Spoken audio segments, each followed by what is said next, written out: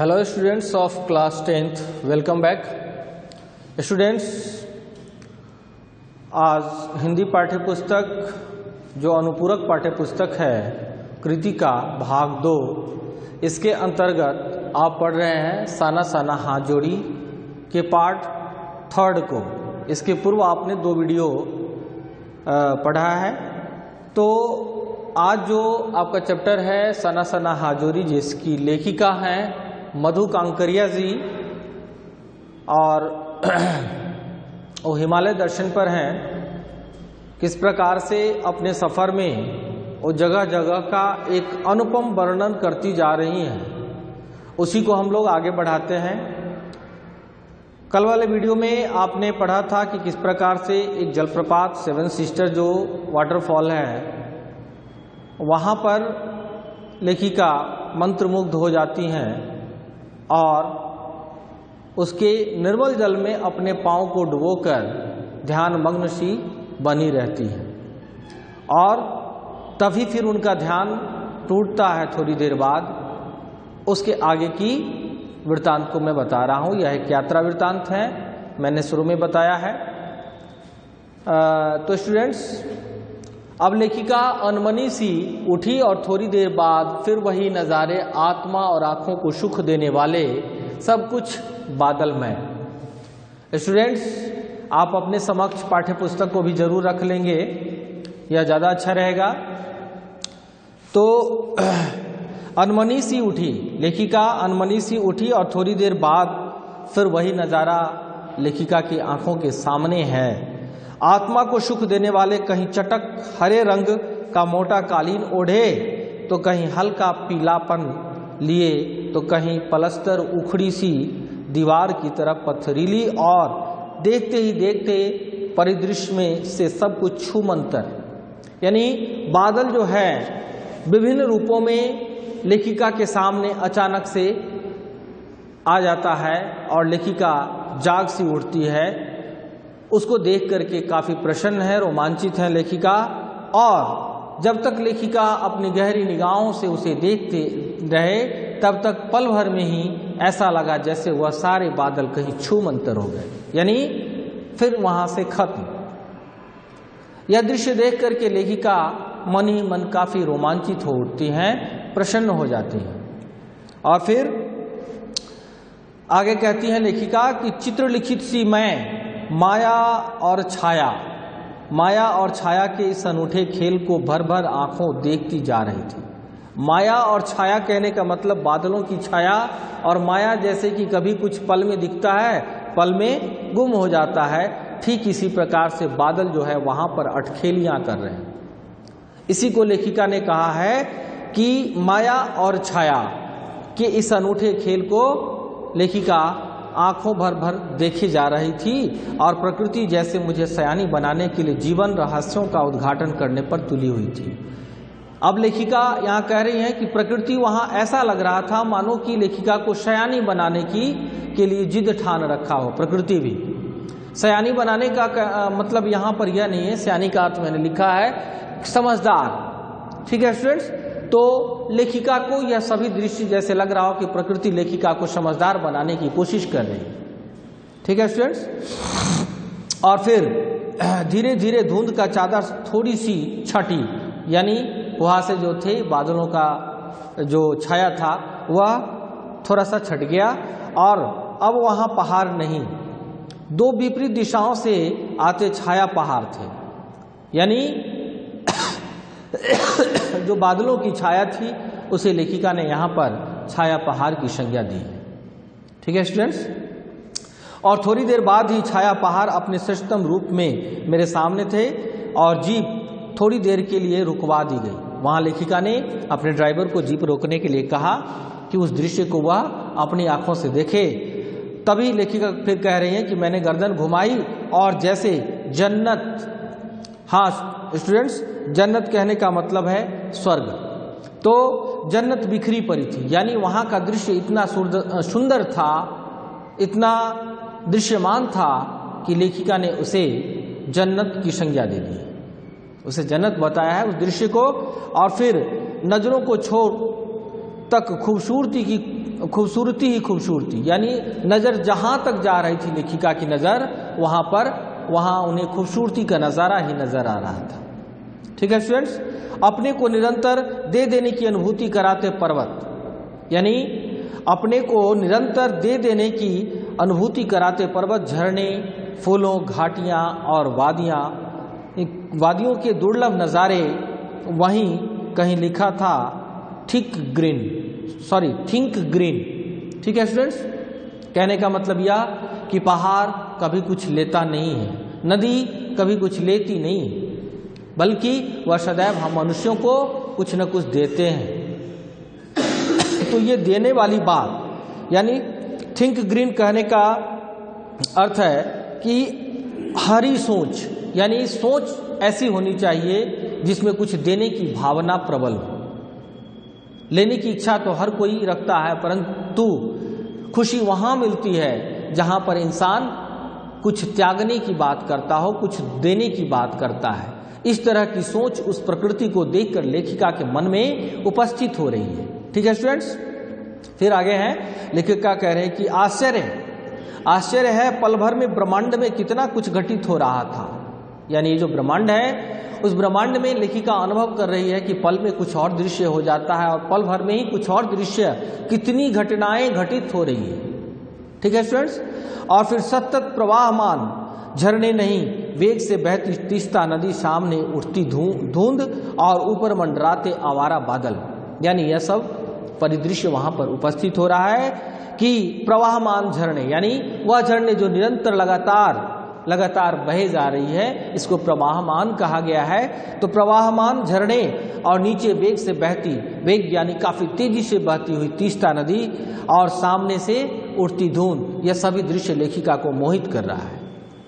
ठीक है स्टूडेंट्स, और फिर लेखिका कहती है कि उसी दृश्य के सामने ऊपर जो बादल मंडरा रहे थे, वह उस दृश्य को और भी सुंदरतम बना रहा था।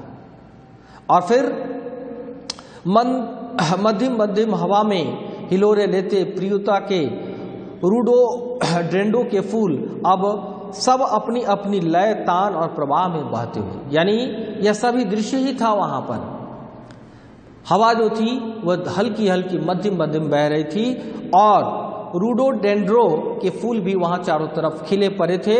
सब अपनी अपनी लय, तान और प्रवाह दिखा रहे थे। यानी जो वस्तु, यानी कि बादल, फूल, झरने, नदी, मंद हवाएं, सब अपनी अपनी जो दृश्य उपस्थित कर रहे हैं, यह बड़ा ही लुभावना और मन भावन था वहां पर। ठीक है स्टूडेंट्स, और फिर लेखिका कहती है कि पहली बार एहसास हुआ जीवन के आनंद का। क्योंकि अब तक तो लेखिका कहाँ थी, तो महानगरों में रह रही थी, लेकिन वहां से उब करके ही ये दर्शन के लिए चल पड़ी है। तो लेखिका कहती है कि उनके मन में इस तरह की जो अनुभव है, हाँ, ऐसा जो एहसास है जीवन में, वह पहली बार हुआ है, इतनी सुंदरता को देखना। और फिर यही चलायमान सौंदर्य, संपूर्णता उन क्षणों में इन बिखरे सौंदर्य से इस कदर एकात्म हो रहा था कि भीतर बाहर की रेखा मिट रही थी। यानी वह सुंदरता इतना मनमोहक था वहाँ का दृश्य कि जो बाहर क्या है भीतर क्या है, यानी उनके हृदय को इतनी शांति और सुकून मिल रहे थे कि लेखिका सोच नहीं सकती थी कि बाहर का दृश्य क्या है और उनके अंदर जो दृश्य उपस्थित हो रहा है, उनकी सोच से वह दृश्य कैसा है। ठीक है स्टूडेंट्स, फिर लेखिका कहती है आगे कि आत्मा की सारी खिड़कियां खुलने लगी थी। हाँ स्टूडेंट्स, उस दृश्य को देख करके आत्मा की सारी खिड़कियां खुलने लगी थी। मैं सचमुच ईश्वर के निकट थे। यानी सुंदर दृश्य इतना ज्यादा था कि लेखिका अनुभव कर रही है कि यह सुंदरता तो किसी ईश्वर के दरबार में ही दिख सकता है, और लेखिका अपने आप को ईश्वर के दरबार जैसा अनुभव कर रही है कि शायद मैं ईश्वर के सम्मुख खड़ी हूँ। स्टूडेंट्स, फिर आगे लेखिका बता रही है कि सुबह सीखी प्रार्थना फिर होठों को छूने लगी, और उन्होंने जो नेपाली युवतियों से प्रार्थना सीखी थी, जो आपका शीर्षक भी है, साना साना हाथ जोड़ी। तो ये प्रार्थना लेखिका के मन में फिर से आ जाता है और लेखिका गुनगुनाने लगती है। तभी वह अतीन्द्रिय संसार खंड खंड हो गया। यानी हमारी जो ये पांचों तत्व हैं, हमारा जो शरीर है, वह एकदम से लगा कि सब खंड खंड सब बिखर सा गया हो। इतना ज़्यादा खूबसूरत दृश्य था कि लेखिका इस कल्पना भरे दृश्य को, मतलब इस सुंदरता को जो कलमबद्ध कर रही हैं, तो उन्होंने यहाँ पर कहा कि वह दृश्य लग रहा जैसे मन को टुकड़े टुकड़े में बांट रहा, कि क्या देखें, ये देखें, वो देखें, नदी देखें, झरना देखें, फूल देखें या पहाड़ देखें, इतनी सुंदरता थी वहाँ। ठीक है स्टूडेंट्स। और फिर दरअसल मंत्रमुग्ध सी लेखिका तंद्रिल अवस्था में थोड़ी दूरी तक निकल आई थी कि अचानक पांव पर ब्रेक सी लगी, जैसे समाधिस्थ भाव में नृत्य करती किसी आत्मलीन नृत्यांगना के नुपुर अचानक टूट गए हों। लेखिका ये सोच ही रही थी और सफर आगे चल रहा था, तभी अचानक से जैसे लग रहा हो कि पांव ब्रेक ले लिया हो, यानी एक जगह स्थिर हो गया हो, रुक गया किसी दृश्य को देख करके। कौन सा दृश्य था वह? तो वह दृश्य था कि जैसे लग रहा हो कि किसी नृत्यांगना के पांव में जो घुंघरू बंधे होते हैं वह घुंघरू टूट कर कहीं बिखर गया हो, ऐसा लगा। और लेखिका देखती है कि इस अद्वितीय सौंदर्य से निरपेक्ष कुछ पहाड़ी औरतें पत्थरों पर बैठी पत्थर तोड़ रही थी, यानी वह जो दृश्य इनको झकझोर दिया, लेखिका को वहां पर रुकने के लिए मजबूर कर दिया, वह दृश्य था वहां की पहाड़ी औरतें जो पत्थरों को तोड़ रही थी बैठ के। स्टूडेंट्स, मैंने पूर्व में बताया है कि लेखिका ने इस पाठ में नेपाली युवतियों की यानी पहाड़ी लोगों के दुख दर्द को भी बयां किया है। वही बातें लेखिका यहाँ पर रख रही है कि किस प्रकार से जो पहाड़ी औरतें हैं अपने कठिन परिश्रम से पहाड़ के को टुकड़े कर रही है, काट रही है, रास्ते का निर्माण कर रही है। और फिर लेखिका करे कि गुथे आटे सी कोमल काया पर हाथों में कुदाल और हथौड़े, जो कोमल हाथ कभी आटा गूंदने के काम करते हैं, वही कोमल हाथ जिन उस हाथ में करे बड़े बड़े हथौड़े, और उन हथौड़ों से पहाड़ों के जो पत्थर हैं उनको टुकड़े टुकड़े में तोड़ती ये पहाड़ी महिलाएं लेखिका को विचलित सी कर देती है। और कईयों की पीठ पर, यानी उनमें से जो कई महिलाएं हैं उनकी पीठ पर बंधी डोको कहने का यहाँ पर अर्थ है एक बड़ी टोकरी। हाँ स्टूडेंट्स, उन पहाड़ी महिलाओं के पीठ पर एक बड़ी सी, कई महिला ऐसी है जिसकी पीठ पर बड़ी सी टोकरी बंधी हुई है, और जानते हैं उस टोकरी में क्या है? तो नन्हा मुन्ना छोटा सा बालक। स्टूडेंट्स, उस टोकरी में उनके बच्चे हैं। अब सोचिए कि बच्चों को अपनी पीठ पर टोकरी में रखकर बड़े बड़े हथौड़े से उन पत्थरों को टुकड़े कर रही है, कितना कठिन मेहनत कर रही है वो कोमल हाथ जो कभी आटा गूंदने का काम करती है। और फिर स्टूडेंट्स आगे चलते हैं तो कुछ कुदाल को भरपूर ताकत के साथ जमीन पर मार रही थी। कुछ महिलाएं ऐसी थी जो कुदाल को अपनी पूरी ताकत लगा करके उस पत्थर पर मारे जा रही थी, और इतने स्वर्गीय सौंदर्य नदी, फूलों, वादियां, झरनों के बीच भूख, मौत, दैन्य और जिंदा रहने की यह जंग मातृत्व और श्रम साधना के साथ साथ वहीं पर खड़े BRO यानी बोर्ड रोड ऑर्गेनाइजेशन के एक कर्मचारी से लेखिका ने पूछ दिया।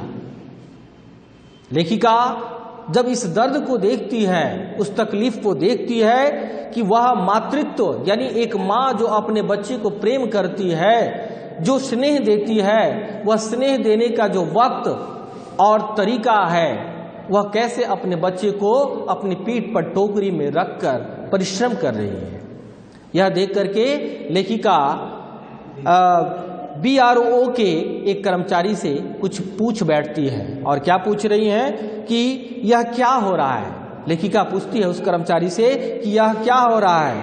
उसने चुहलबाजी के अंदाज में, चुहलबाजी कहने का मतलब मजाकिये अंदाज में, यानी वो जो कर्मचारी है उसको इस परिश्रम से कोई लेना देना नहीं है कि महिलाएं क्या कर रही हैं, क्यों परिश्रम कर रही है, उससे उसको कोई मतलब नहीं है। उसके दर्द से, उसके मातृत्व से उसको कोई मतलब नहीं है। तो वह चुहलबाजी करते हुए लेखिका को क्या जवाब देता है? वह कहता है कि जिन रास्तों से गुजरते हुए आप हिम शिखरों से टक्कर लेने जा रही हैं, उन्हीं रास्तों को ये पहाड़ी ने चौड़ा बना रही है।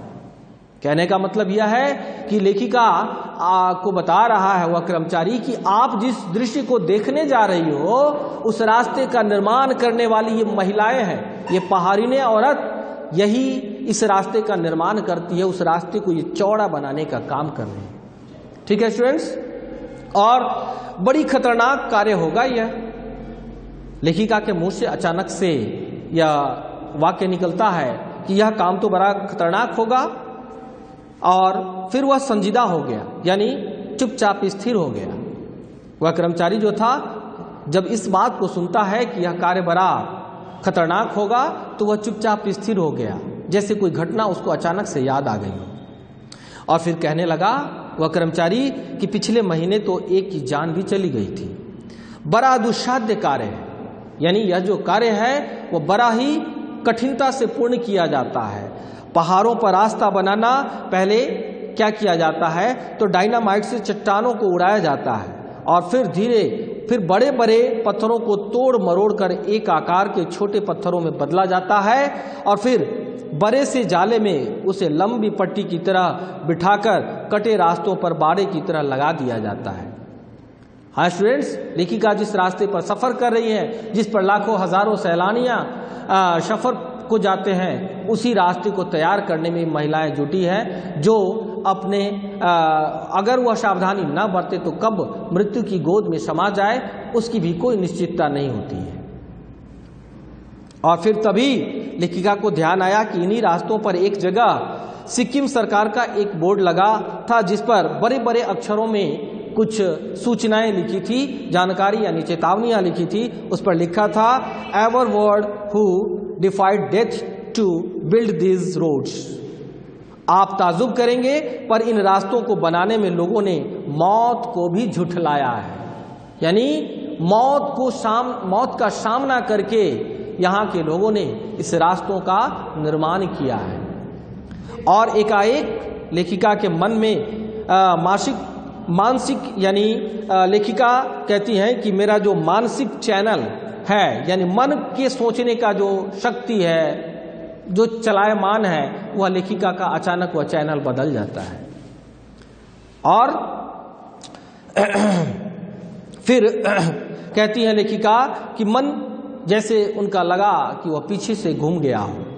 और फिर इसी प्रकार एक बार की बात लेखिका को याद आ जाती है कि पलामू और गुमला के जंगलों में लेखिका ने देखा था कि पीठ पर बच्चों को कपड़े से बांधकर पत्तों की तलाश में बन बन डोलती आदिवासी युवतियां, उन आदिवासी युवतियों के फूले हुए पांव और हाथ इन पत्थर तोड़ती पहाड़िनों के हाथों में पड़े ठाठे, ये लेखिका देख करके द्रवीभूत हो रही है। ठाठे कहने का अर्थ है यहाँ बच्चों जो परिश्रम करने के पश्चात दौरान हाथों में जो फोले पड़ जाते हैं, उन फोलों को लेखिका ने यहाँ पर ठाठे की संज्ञा दी है। ठीक है स्टूडेंट्स, और फिर एक ही कहानी कह रहे थे कि आम जिंदगी की कहानी हर जगह एक सी है कि सारी मलाई एक तरफ, सारे आंसू, अभाव, यातना और वंचना एक तरफ हो जाती है इन परिश्रम को देखने के पश्चात। ठीक है स्टूडेंट्स, और तभी लेखिका की जो सहयात्री है मणि और उनके साथ जो ड्राइवर है जितेन, वह लेखिका को खोजते खोजते वहां तक आ गए जहां पर लेखिका खड़ी थी और उस दृश्य को देख रही थी महिला को। तभी लेखिका को गमगीन देखा, उन दोनों ने लेखिका को देखा कि लेखिका तो एकदम गम में डूबी हुई है। तो ऐसा देख करके उस ड्राइवर ने, मणि ने कहा, जितेन जो ड्राइवर है लेखिका का, वह अचानक से कहता है कि मैडम ये मेरे देश की आम जनता है, हाँ ये मेरे देश की आम जनता है, इन्हें तो आप कहीं भी देख लेंगी, आप इन्हें नहीं पहाड़ों की सुंदरता को देखिए जिसके लिए आप इतने सारे पैसे खर्च करके यहाँ पर आई हैं। लेकिन लेखिका का मन तो द्रवीभूत हुए जा रहा था उन पहाड़ी औरतों के परिश्रम और मौत के तांडवों को देखकर। स्टूडेंट्स, आज इस चैप्टर को मैं यहाँ पर ख़त्म करता हूँ और इससे जुड़े हुए जो प्रश्न हैं उसे मैं आपको सेंड करूँगा होमवर्क के लिए। आप इससे जुड़े हुए प्रश्नों को करेंगे और होमवर्क सेंड करेंगे, निरंतरता को जारी रखेंगे। Thank you all of you. Sir 12